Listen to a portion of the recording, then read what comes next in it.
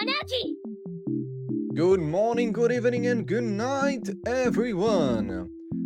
For a show where the first two magical heroes are named after colors, as in pink and blue, when we find this specific girl, you'll think that her name is Red. But no, it's Bloody Anarchy.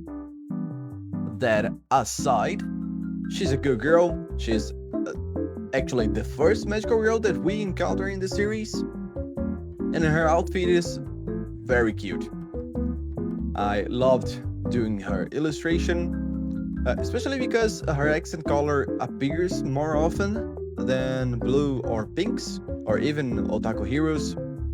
And all in all, I'm pretty happy with the results.